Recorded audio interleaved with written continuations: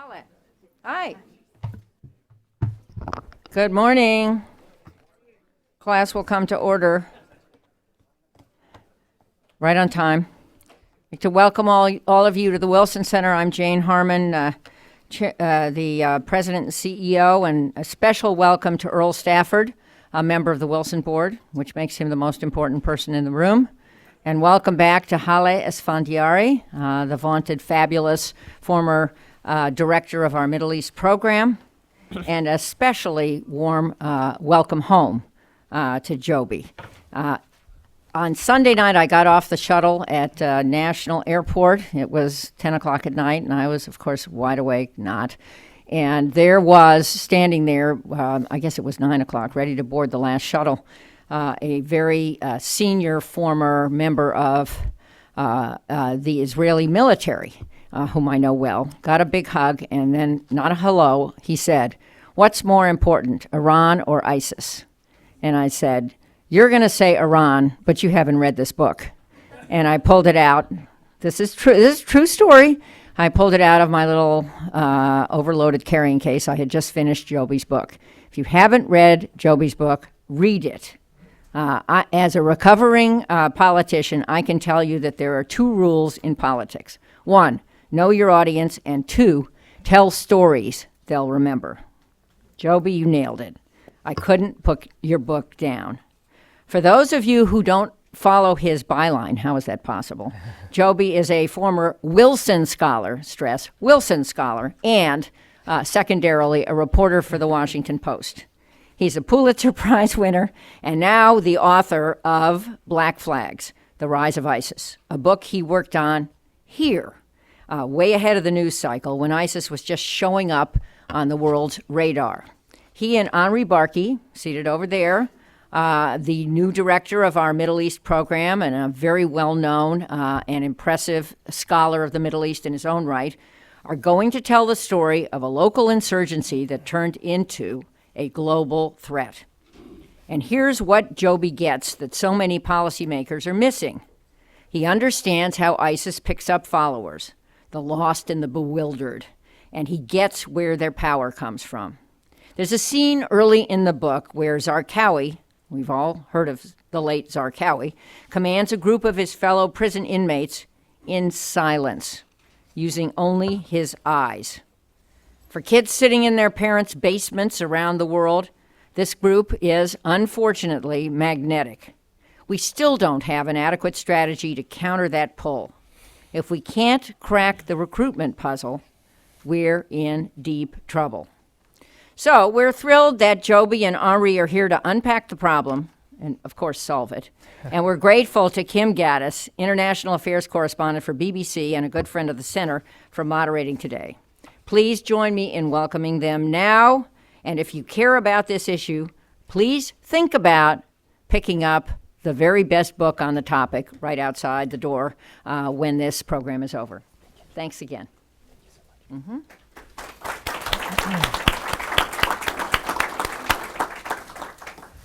Thank you, and hope we can hear this okay. I'm going to try to sit down because it's more fun this way.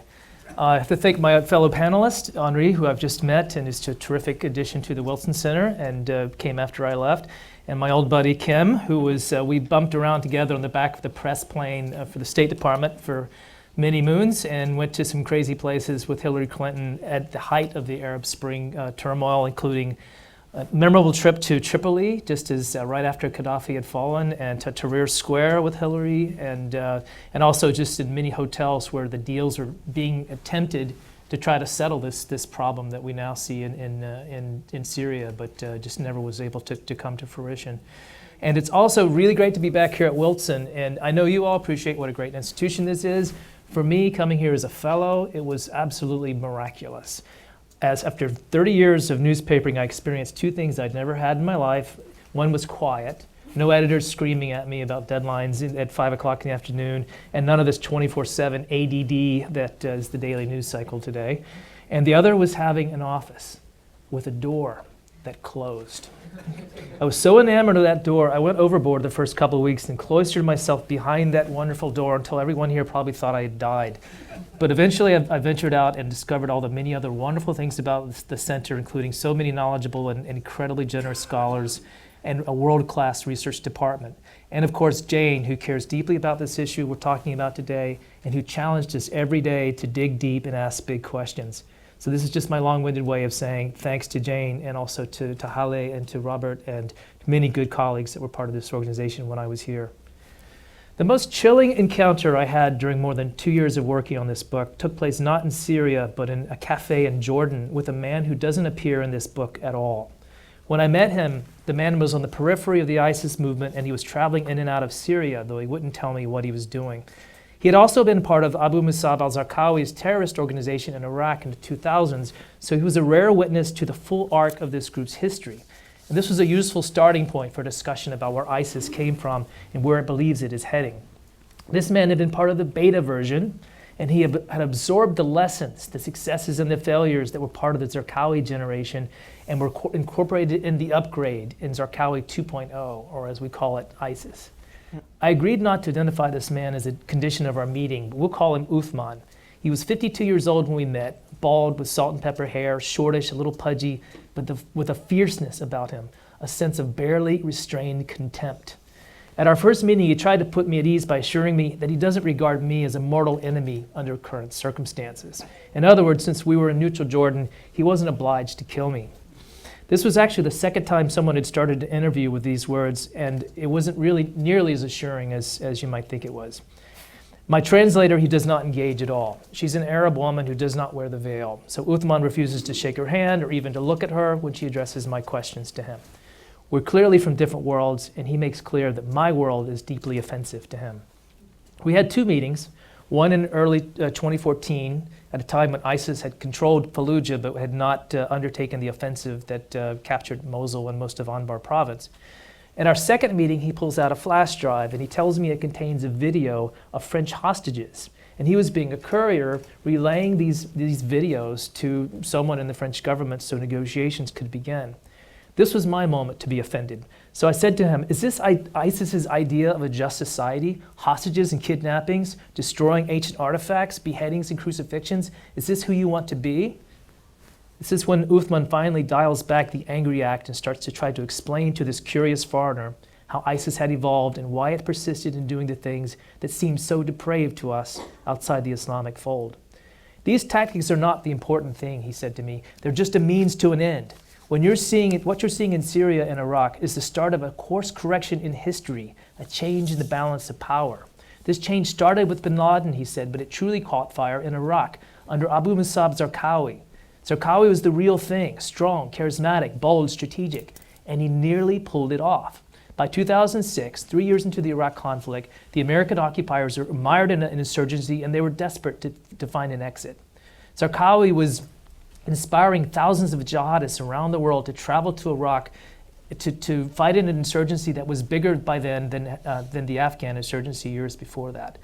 But Zarqawi made a crucial mistake. He became too enamored with the takfiri ideology that he espoused, a belief system that condemns any deviation from the true religion as a crime punishable by death.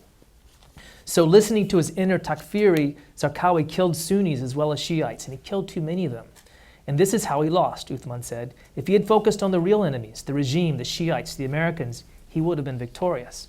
Uthman believed that the new leadership, contemporary ISIS, had it just about right. Despite the spectacles, the graphic violence, ISIS was sending a clear message that it was fighting for the oppressed Sunnis, restoring the dignity of the Muslim nation.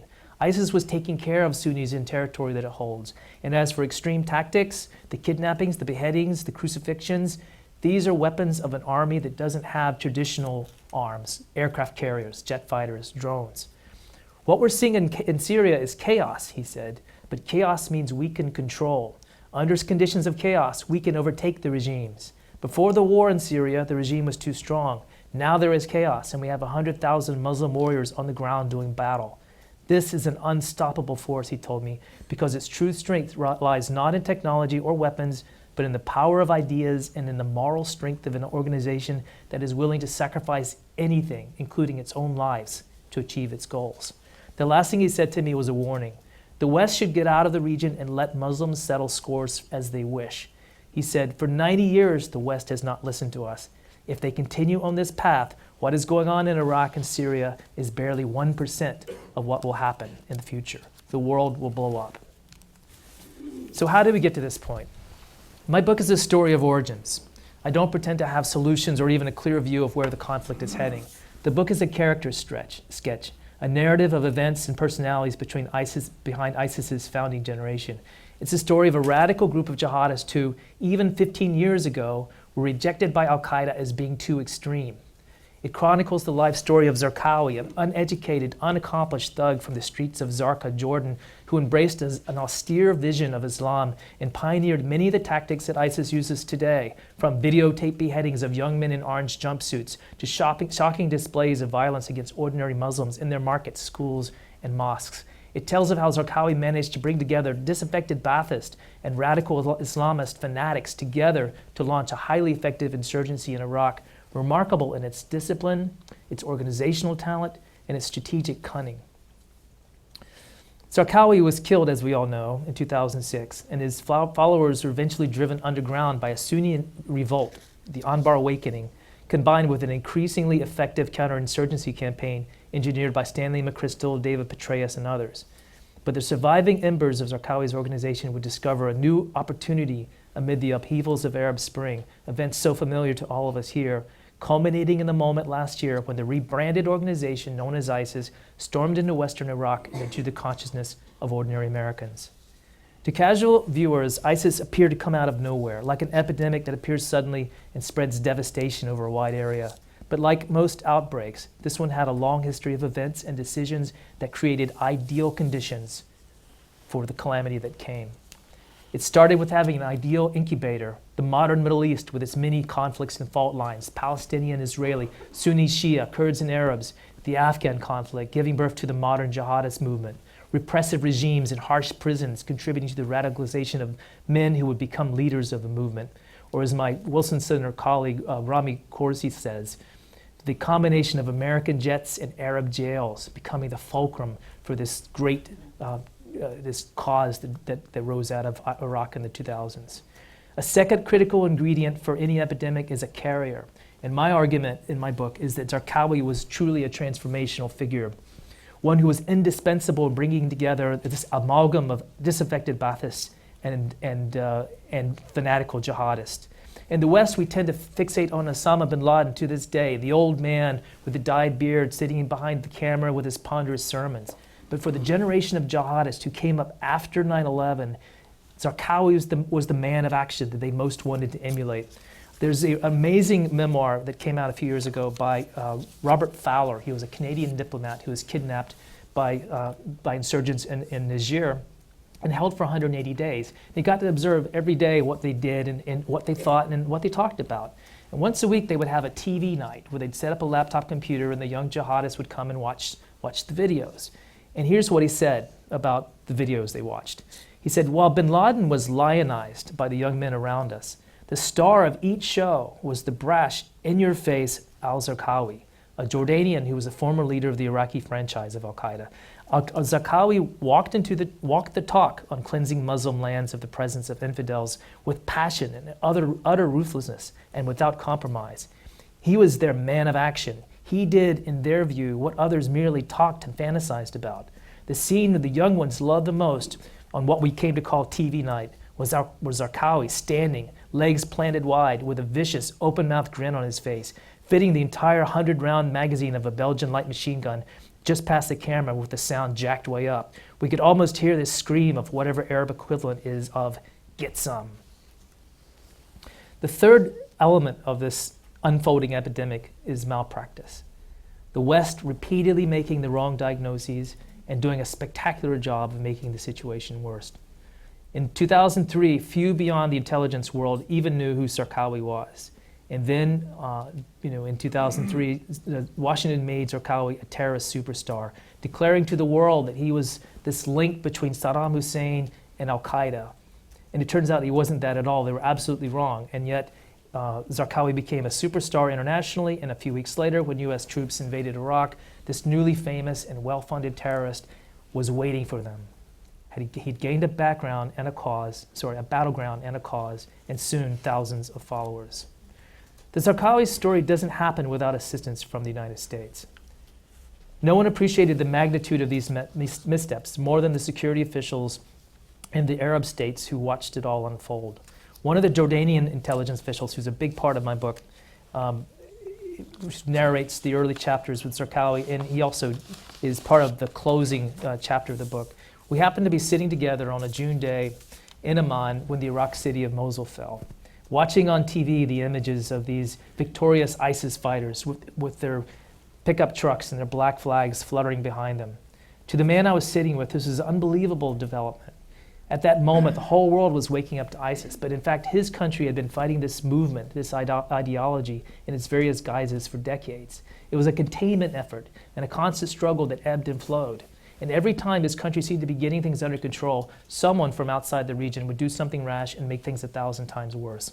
He was thinking about the Iraq invasion at that moment, but there were other examples besides that.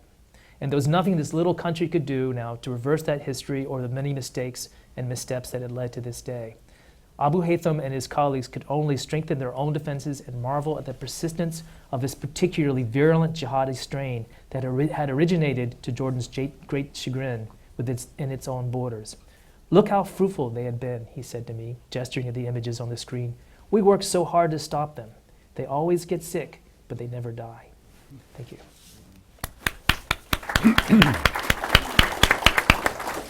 Joby, thank you very much for your presentation, which is as fast-paced as your book. It really reads like a thriller. I couldn't put it down. I was up very late last night finishing the last chapter, and I'm delighted to be here at the Wilson Center to moderate this discussion about your fantastic book. Thank you for asking me to be here, and thank you to Henri for participating in our conversation. You say that it's a story of origins. You go back to the beginning of how this all started back in the 90s and the 80s, actually, in Afghanistan. But I want to ask you the story of the origin of the book first, and how you came to be interested in Abu Musab al-Zarqawi, because this is not your first book. Yes, and I have many friends at my office who are just amazed at my incredible prescience for being able to forecast that this ISIS gang were going to merge to be this incredible front page news. And I must confess that I had no idea that it was going to take place in quite that way. I was fascinated by the Zarqawi story and had been for a long time because of my work at the Post, covering intelligence, covering terrorism. And I always felt that he was unsung, really. I mean, at the time, the Bush administration succeeded in kind of making him the poster child for most of the ills and the problems that are happening in that country. But the more I read about him, the more I understood the influence that he had, not just in Iraq, but beyond and in places like Niger and Mali, where young jihadists were watching these videos and they were talking about Zarqawi. They weren't talking about bin Laden. This was kind of the Che Guevara of his jihadist generation, and he had incredible appeal. And to this day, ISIS, in its videos, they lionize Zarqawi. There's a magazine that ISIS puts out in English called The Beak, which comes from a speech that Zarqawi gave talking about the end times and how this conflict that began in Iraq was going to lead to this apocalyptic moment in Syria with forces of the West arrayed against the Islamic world. And so that apocalyptic vision is what ISIS embraces to this day. And so I began to be concerned in 2012 and 13 when we began to see elements of al-Qaeda in Iraq, starting with the Nusra Front, with clear lineage to al-Qaeda in Iraq, setting up shop in this vacuum that was Syria had become. And along with Nusra comes ISIS itself. And the intelligence people I talked to were absolutely horrified because they knew what these people were capable of. Now they had free reign to do whatever they wanted to do without worrying about drone attacks or without worrying about U.S. surveillance or U.S. interference or anything at all other than just the remnants of Assad's weakened army. And so it was this movement that we saw beginning in 2013 that just seemed not just ominous, but a threat that transcended Syria and transcended the Middle East and was potentially a worldwide problem. And I thought that we should spend serious time and attention looking at it, and that's how I began my work. And by writing your first book and becoming interested in Abu Musab al-Zarqawi, you also had incredible access to people who actually mostly don't talk to journalists, because this is what makes your book so interesting. You've really gone to the people who were at the heart of this unfolding story. Tell us more about how that shaped your book. Yeah, that was very fortunate, and it really was because of the time I have spent in the region. And the first book that I wrote is called Triple Agent. It's a story of a CIA operation that went badly wrong with a Jordanian, as it turns out, physician who was posing as an informant, was inside the al-Qaeda network, turned out to be, absolute fraud, and ended up killing 7 Americans in a suicide bombing. So as part of that story, Jordan and its intelligence services factor very strongly in that whole episode. And I gained the trust of these individuals because I tried to tell the story frankly and honestly, and they respected the work that I did. And so when I was beginning to work on this story, on this issue that they care very deeply about, I had really amazing access and being able to talk to people who were on the front lines of the terrorist fight every day. And had also lived the Zarqawi adventure from the very beginning, knew him when he was a street thug, knew him when he was in jail, were appalled when he managed to get out of jail in 1999 and then headed off to Afghanistan to start his own movement. So these people and their stories become a very big part of the narrative. And the other side of that too is the jihadists who were,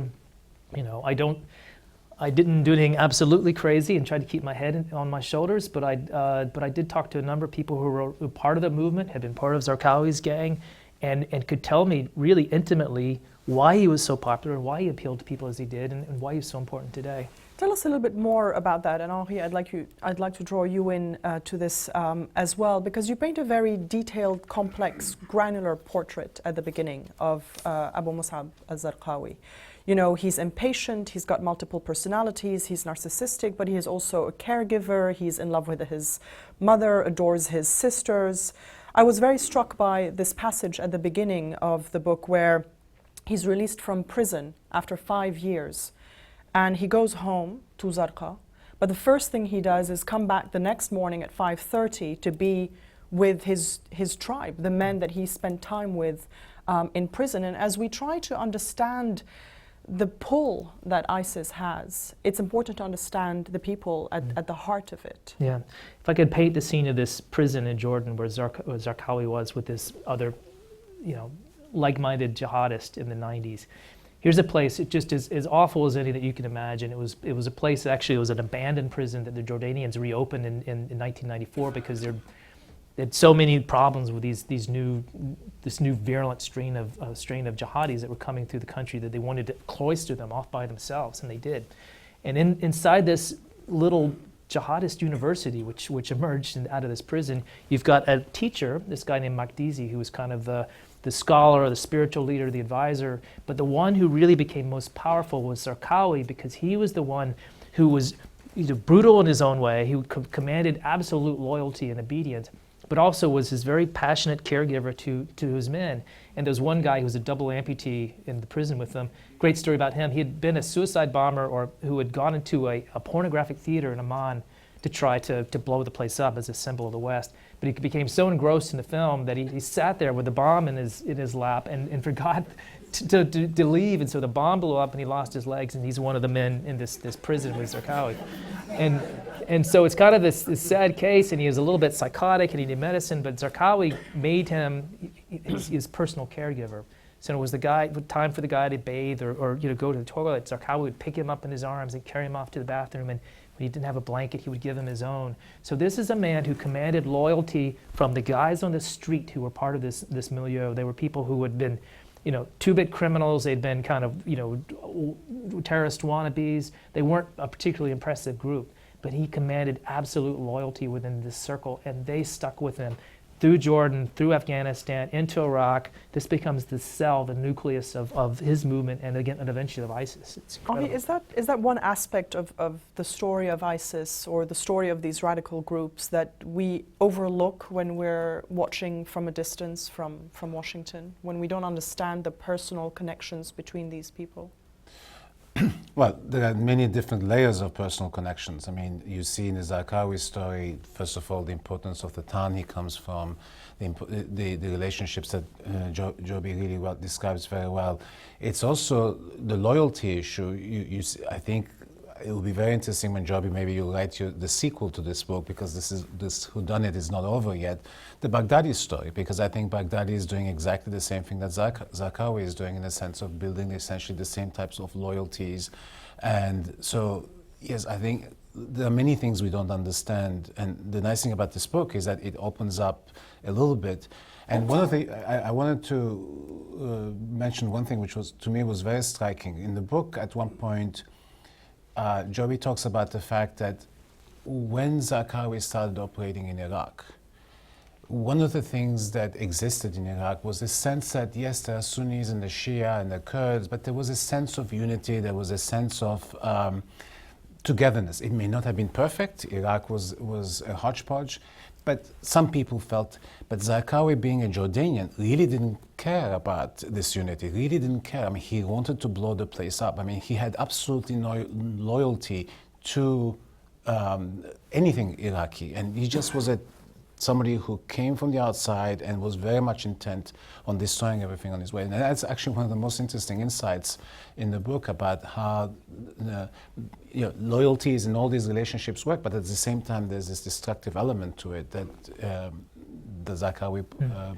And Zarqawi didn't care about Iraq the same way that Baghdadi doesn't really care about the people of Syria, and that's the complaint that you hear very often. So what do these two men have in common, and what separates them? You know, across the years, they've had somewhat a similar journey, but also a very different journey, because you write at some point in the book that Zarqawi was a gangster, and at some point the gangster and the religious fanatic fused together. Baghdadi started out a bit differently. He was always into religion, he was always into fanaticism, if you want. But they do share one thing, which is that they spend time in those infamous prisons, one in Jordan and one in Iraq. How does that propel these men forward in their quest for power, for jihad? Yeah, there's no underestimating, I think, that the experience in these prisons as a formative and radicalizing moment for those two individuals and for many others like them. Zarqawi was, of course, in a Jordanian prison for 5 years and then was suddenly freed by an amnesty. And Baghdadi was arrested in 2006, if I'm hoping I'm getting my time right, and spent time in the infamous Camp Bucca. And it was a place where, in the early days, the Americans later acknowledged was run in the worst possible way that you could run a prison to try to reform, try to do something to de-radicalize this population, because they were all the Sunnis were cloistered together, and they all had their own local commanders and leadership, and they were told what to do, and if they didn't do it right, if there were infractions, there was sort of local discipline that could be very harsh. So this was this is the jihadi institution that we helped, or training school that we helped create. I think what the other thing that's striking about the two of them was, starting with Zarqawi, this willingness to disregard conventional Islamic teachings. And that if you're, even for al-Qaeda, there's, the scholars among sort of al-Qaeda's inner circle will argue endlessly about, is it permissible to do this? Can we, the Quran says you're not supposed to kill innocents, but are there exceptions to that? What about suicide bombers? So they discuss this very freely. Zarqawi just, without any education, without any real sophistication in his theology, decided that he knew how it was supposed to be done. He brought along with him, imams who would kind of echo, parrot what he wanted to do. And so suddenly it was not only permissible, but necessary for young men and women to give their lives, blowing themselves up to kill other Muslims. And it was sanctioned by the religious hierarchy that he built around himself. And Baghdadi continues that tradition. Here's a man that really is learned in Islamic jurisprudence, and probably would have been a professor at some university if he hadn't become leader of ISIS. But he also has his willingness to kind of forget about, ignore parts of the Islamic teachings that he doesn't agree with, and just give blessing to these really horrible practices that you see ISIS doing today. And the time spent in prison, I mean, there were prisons in Iraq. There are also prisons around the Arab world. I mean, we know that a lot of the jihadi fighters in Syria were released by President Assad himself. To what extent do we need to focus more, if possible, on the issue of governance and civil society and rule of law in the Arab world as we think through the issue and the conundrum that is ISIS, which is a global threat? This is the fine line that governments across the region and their allies, in the West need to think about. Is it security first and stability first, or can you also at the same time make sure that you don't produce the next generation of radical fighters? Because it is, I mean, when you read the experience of the Jordanians with the bombings that they had in Jordan against the hotels in 2006, was it, or five? It's really at the heart, and you understand the instinct to want to just clamp down and put everyone who looks like a radical in prison, but that has consequences as well. Well, look, in the Middle East, since most regimes did not have legitimacy, and legitimacy came through the battle of the gun. I mean, the regime used the gun just like, in some ways, these guys are using the gun to establish legitimacy. And yes, they had their favored minorities or their favorite groups, but the fact of the matter is that most of these states were not really legitimate states that could establish law and order. And that, in some ways, we should not be surprised that these societies came apart so quickly.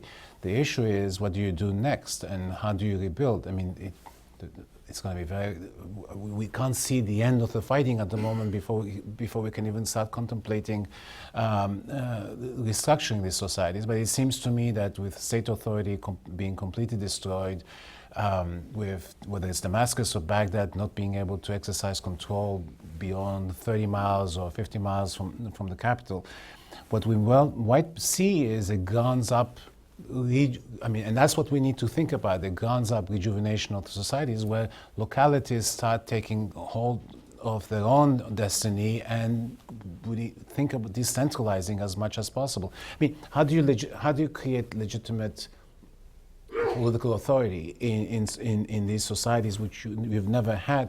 I mean, look, Jordan has done a much better job. I mean, in part because King Abdullah has been smart. And one of the heroes of the story of Joby is that how King Abdullah saw what was happening in Syria, could predict and could say, look, this is going to turn out to be horrible, and Assad is not going to be overthrown anytime soon. I mean, so you have leaders who can see things through, but for the most part, most leaders in the region are so wedded to their own existence that they're willing to do anything to stop. So, in a way, I actually think that one day ISIS will be defeated. It is an idea. The idea will never disappear. I mean, and I like kind of the Che Guevara analogy that Joby created. I mean, that Che Guevara still exists and lives today, and maybe Zarqawi will live, 50, 100 years from now, but it will be an idea for a small minority. The question is, how do you rebuild the societies? Yeah. You spoke about malpractice, wrong diagnoses. You have, King Abdullah making the right diagnosis, warning about opening Pandora's box when the Iraq war is about to start, warning about spillover from Syria. And I want to talk about two points. I mean, there is the malpractice and the wrong diagnosis. There is. We'll talk a little bit about what had happened, what would have happened if the US had not pulled out completely of Iraq in 2010. But I was struck at some point by the series of inadvertent missteps that lead to where we are today. And we're not going to engage into a hypothetical of what would have happened if, but King Abdullah, in a gesture of magnanimity after he came to power, released prisoners in a general amnesty. Somewhere, someone didn't notice that this man who had fought in Afghanistan, called Abu Musab al-Zarqawi, was on the list. In 2002, President Bush could have ordered a strike against Abu Musab al-Zarqawi's camp in northern Iraq that would have taken him out before the war. But they were fully engaged in planning for that war, didn't want to risk it. How did you piece these together, and what was your sense as you were looking at all these different missed opportunities? You know, I think you can't understate the degree to which luck played a big role in Zarqawi's career. Happening, you know, just this.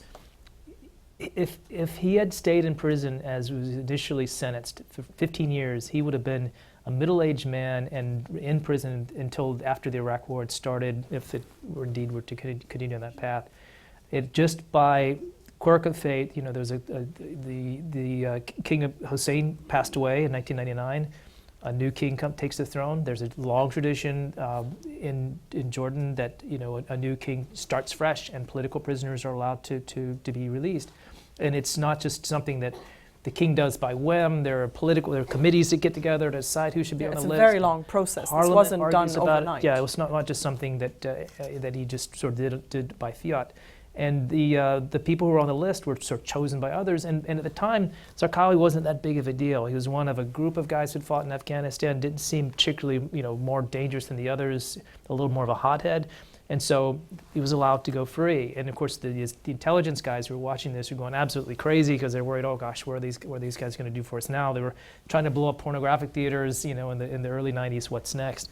And then there were at least 4 or 5 times, you know, in the 2002 period after Zarqawi fled from Afghanistan and sought refuge on the Iran-Iraq border out in the mountains in Kurdish territory, when we thought as a government about taking him out, because here was this little camp that was infamous because this was Ansar al-Islam. They had a little biological or chemical weapons facility that everybody was talking about. They were making toxins. The videos were coming out of them doing experiments on dogs, and it was this terrible stuff. But a decision was made not to go after this little camp and kill Zarqawi because, well, we were about to launch an invasion of Iraq. We didn't want to kind of, you know, start things off prematurely, give the international community reasons to kind of, you know, to not go along with us to the extent that they were going to go along with us.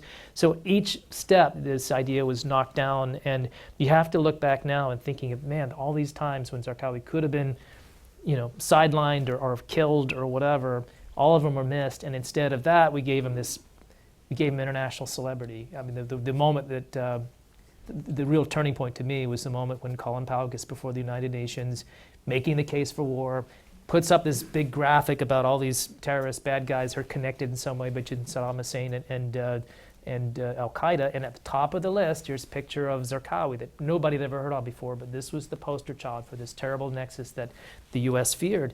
And it was funny because all suddenly, you know, journalists, including from my paper, were running to Jordan to figure out who Zarqawi was, and he talked to his mother, and she said, oh, you know, he's not that smart. He couldn't be doing all that. You know, we don't know what you're talking about. But yeah, just these incredible missteps and just absolute stupid luck that led this guy to become what he was. And then the malpractice, whether it's by the Bush administration or from your writing, it seems from the Obama administration as well. You have the malpractice in the aftermath of the Iraq War with the disbanding of the army, the debathification, the prison at Camp Bucca. And then you have the full pullout from Iraq in 2010. And a lot of ink has been spilled about how things would have turned out in Iraq and for ISIS if the US had not completely pulled out in 2010. But reading your chapter on this, it seems to demonstrate very clearly, black on white, that the loss of access to intelligence, the loss of the ability to destroy these networks on the ground, which had proved quite successful up until 2010, in the day from 2007 to 2010. That really marked a turning point. That gave Baghdadi the ability to maneuver, some breathing space. Yeah, exactly. And it's interesting. It's not just the removal of U.S. troops, and people can debate all day long about whether they could have stayed in, whether they should have stayed in.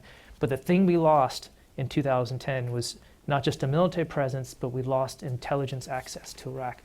Suddenly, Maliki's government was no longer cooperating with us, letting us know what's happening with these movements, and suddenly the pressure comes off these remnants of al-Qaeda in Iraq, which are still there and still, causing mischief. And between 2010, 2011, almost overnight, you see this uptick in violence within Iraq, attacks on Shia neighborhoods we hadn't seen for several years. By 2011, there attacking playgrounds and killing children with bombs, and this horror from the early 2000s is just regenerated and becomes a huge deal. And we were on the sidelines. We could not really do anything about it. We couldn't really understand how big they were, how powerful, how effective they were. And then had to watch from afar when elements of al-Qaeda or Islamic State at the time started to drift into Syria and take up positions and started to build alliances and become really dangerous in a place where we couldn't get to them at all. And that's where I want to go next, Syria, because a lot has been written as well about what went wrong in Syria, and could this terrible tragedy have been avoided. But there is the malpractice, and then there is those who are with intent following a path. And President Assad, with intent, decided to release prisoners that included dangerous radical Islamists. And you had Baghdadi dispatching an emissary to Syria in the middle of 2011, when the Islamic aspect of the radical aspect of that uprising was not really on anyone's mind, but he saw an opportunity. Yeah, it's really amazing confluence of events, because so Assad is facing this terrible insurgency, doesn't know what to do with it. He's being vilified by people around the world. So his solution is to try to make this into a fight against radical terrorists who didn't really exist in the early days. These were like students and professors and normal people from the street, tradesmen walking together, Sunnis, Shiites, Alawites, marching against the in these protests against the Assad regime. But Assad decided to paint this movement as extremist terrorist movement. And to help the cause, he ended up releasing a number of jihadist prisoners that had been in Syrian prisons for years, some of them arrested as they were trying to go to Iraq to join the Zarqawi movement. And so here they are, he's sort of making this a reality by releasing these jihadists. And at the very same time, al-Qaeda is looking at Syria from across the border and saying, this is a great opportunity for us. This is the cause that we don't have anymore. During the American occupation years, they had a reason to rally people from around the world to come to Iraq to fight this occupier. When the Americans left, they didn't have that anymore. They needed a cause. They needed something to sort of revive the organization. And Syria turned out to be the perfect study for them. So, Henri, was it inevitable in a way? I mean, there are a lot of people who say, if the US had done this, if the US had done that, we wouldn't be here today with ISIS taking over territory in Iraq and in Syria. But if you had these characters who were plotting their advance well before people in the West were aware of what they were plotting, was it inevitable? And also, before 2003, before the war in Iraq, Abu Musab al-Zarqawi was already busy in Iraq. So is it about always what the West does and the reaction, or is it just about local agency, about what these characters want? Look, I mean, there's no question that you can say the original sin was maybe the invasion of Iraq, or at least not the mismanagement of the post-war, which compounded things. I mean, the way the occupation was mishandled.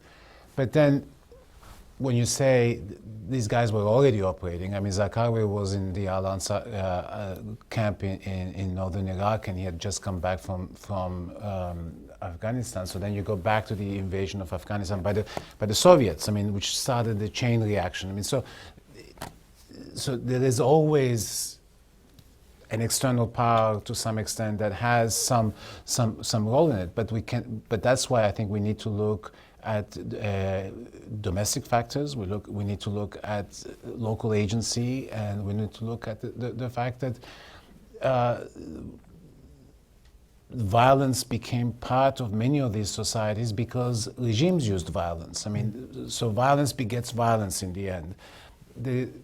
Sure, I mean, the current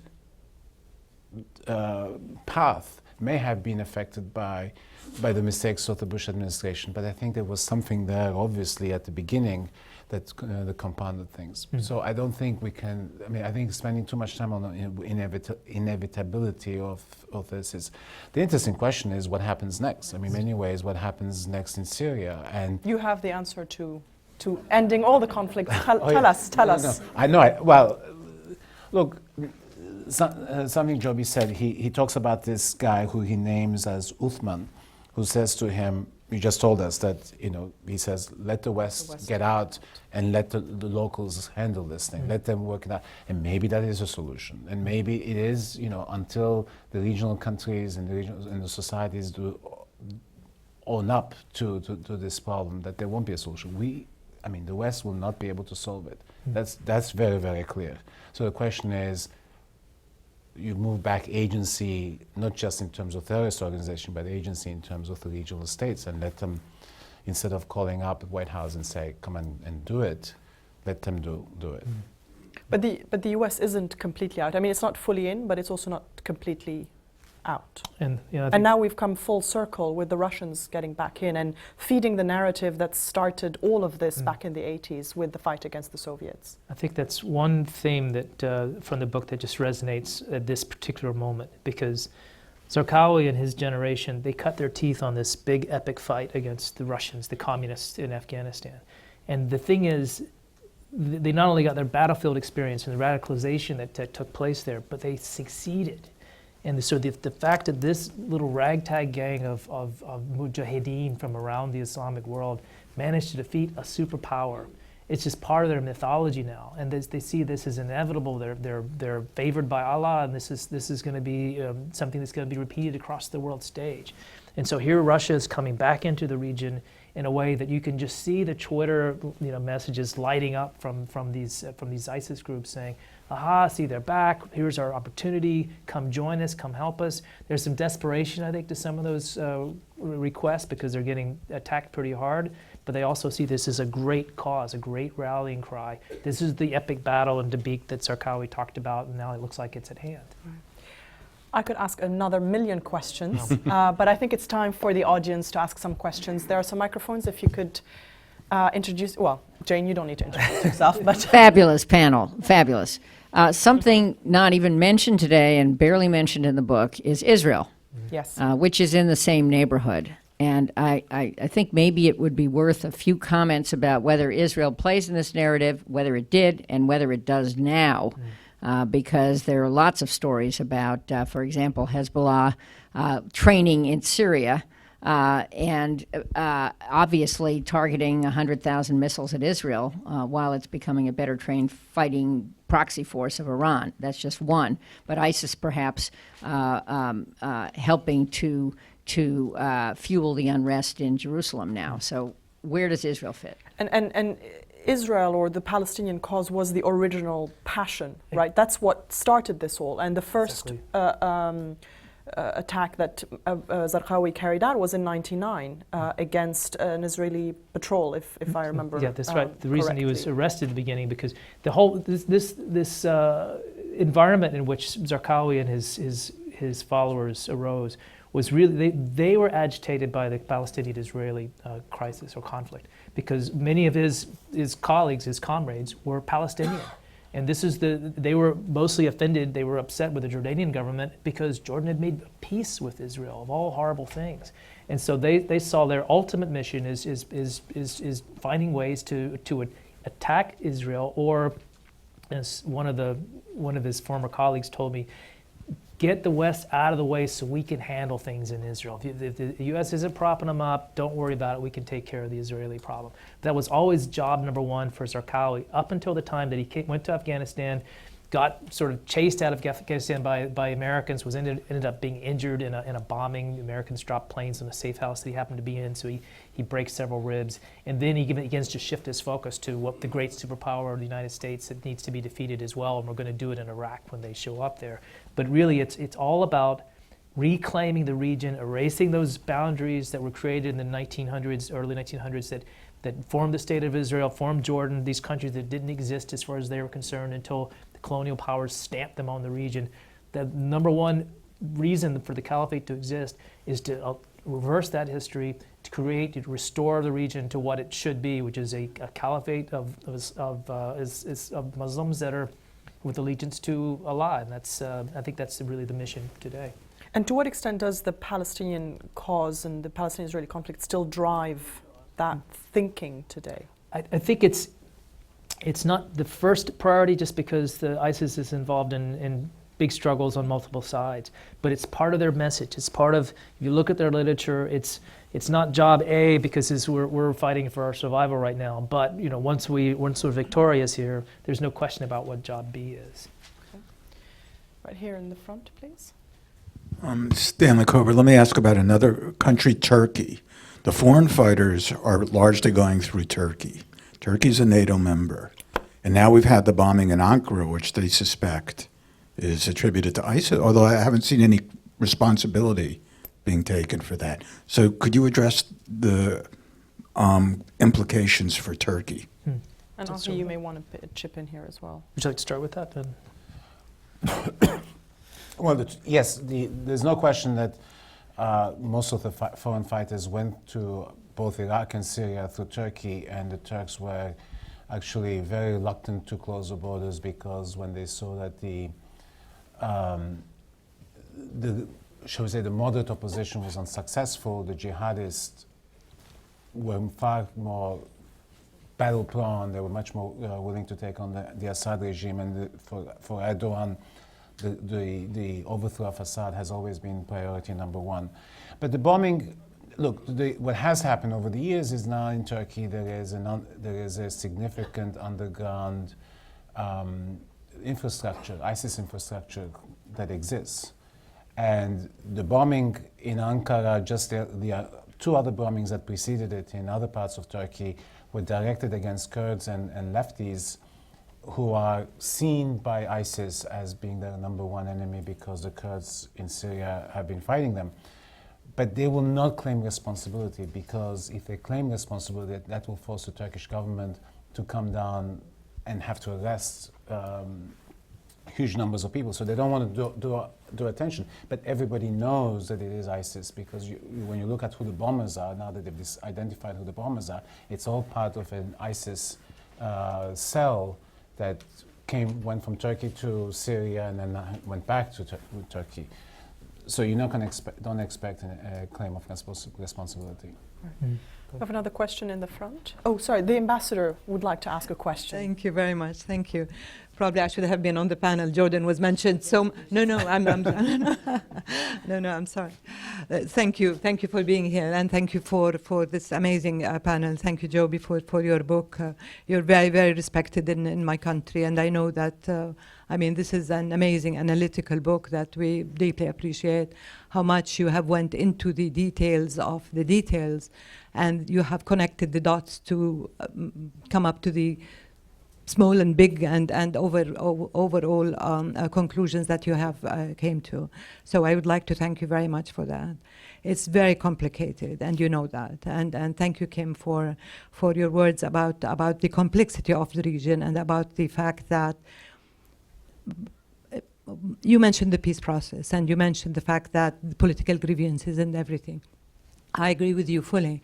1.6 billion Muslims tune on to Al Jazeera or Al Arabiya every day to see what's happening in Jerusalem.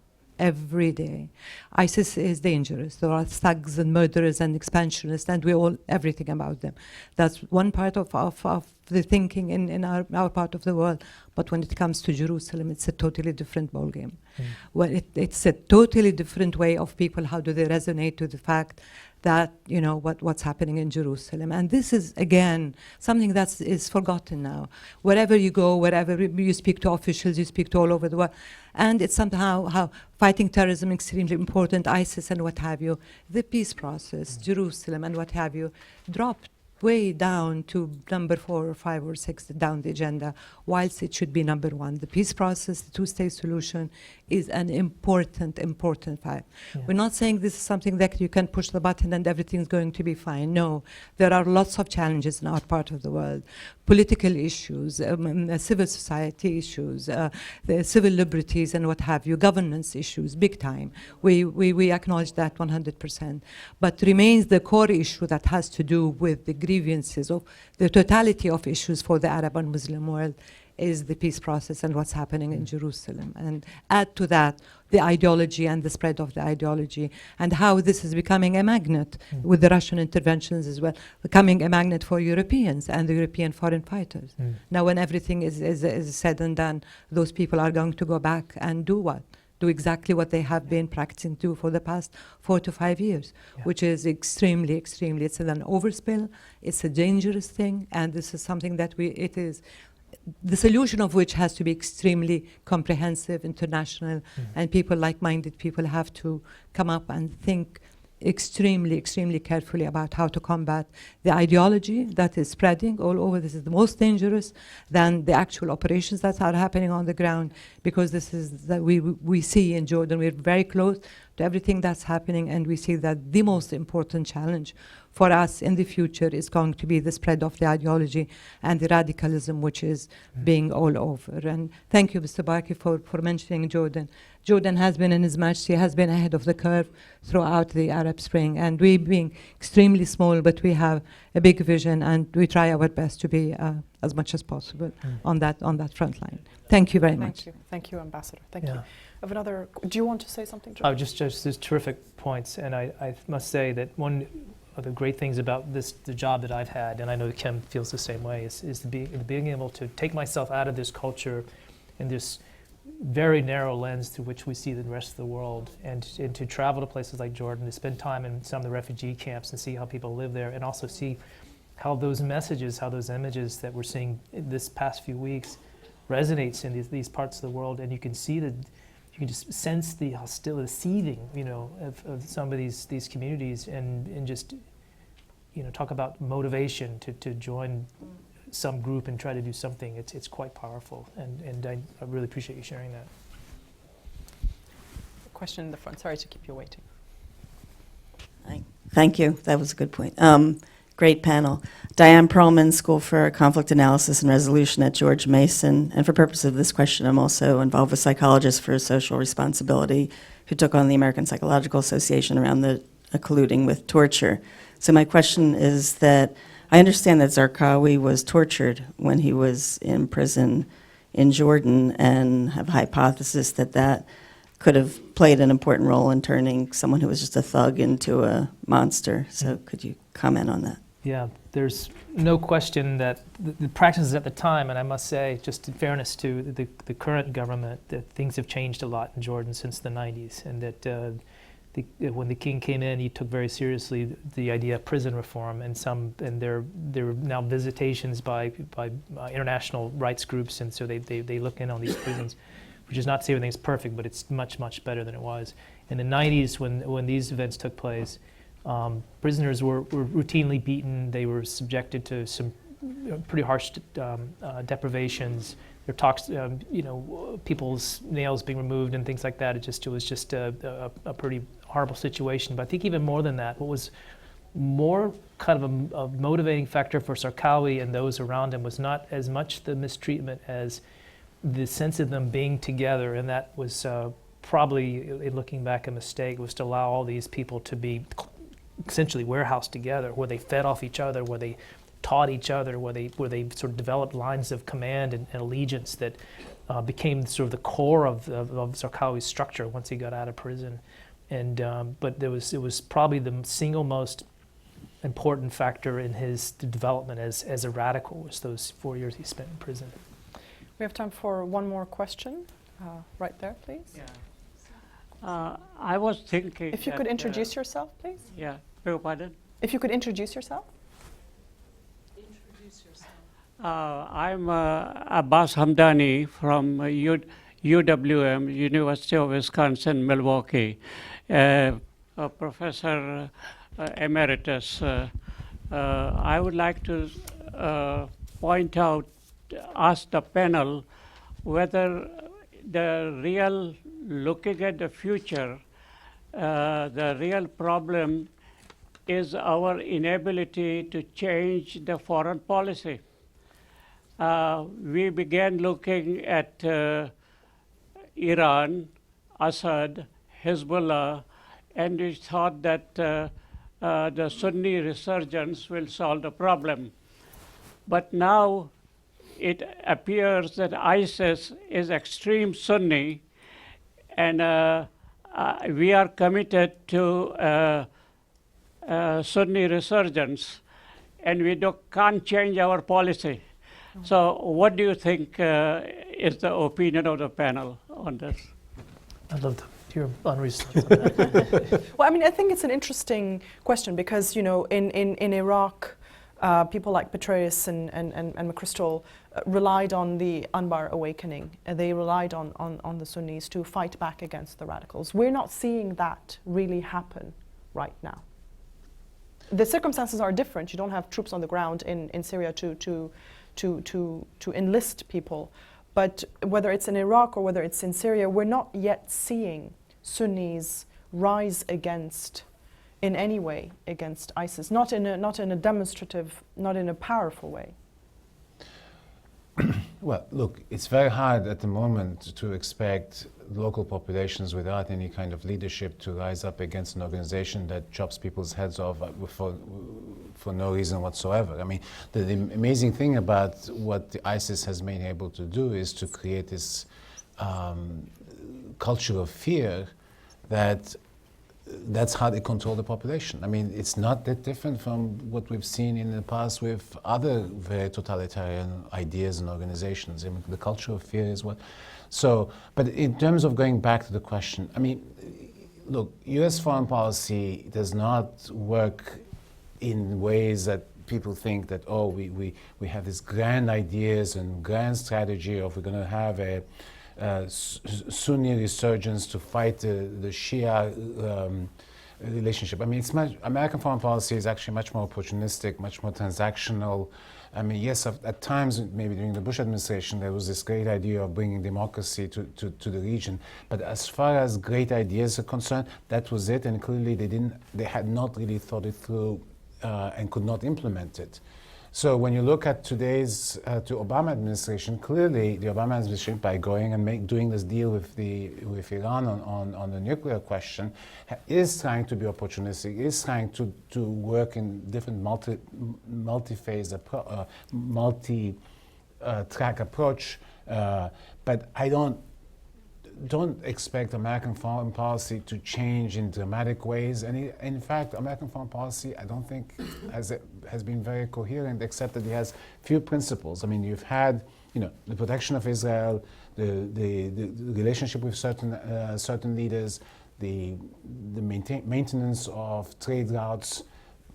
If there is a general policy, it's a much grander policy of being a hegemon that tries to keep trade and international commerce going. That's the general policy. But beyond that, I don't think they go around thinking in terms of these Sunni versus Shia alliances. I mean, that's not the way I admit American foreign policy works. Joby, I know that you're going to be signing books right after this. I think you should all get a copy of this amazing thriller, but I want to give you an opportunity to say last few words about the book, or what you're going to be working on next, or perhaps what surprised you most as you were writing this book, because the contours are somewhat known, but you dig up a lot of new details. I think more than anything, this book brought me into a depression, to be quite honest, because I took on this challenge, knew, and it wasn't going to be very pretty, learning and getting really deeply into this ideology and what these groups do.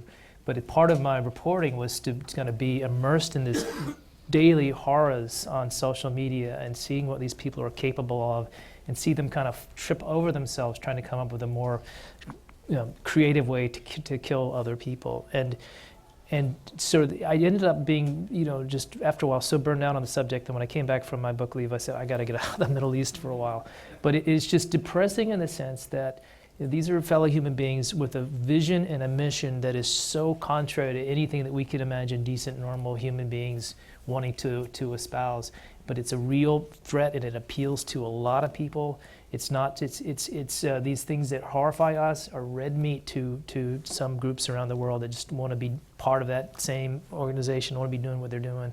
So I just think we're in for a struggle that's going to continue for quite a long time. I'd like to end on a more cheerful note. Please. I lived through 15 years of war in Lebanon. Everything comes to an end. I'm proof of that. I'm standing here. Thank you all very much for joining us. Joby, thank you for a fantastic book. Henri, thank you so much as well. And please make sure to get your copy. And Joby has promised to sign some books. Thank you very much. Thank you all. What a great moderator. Thank you so much.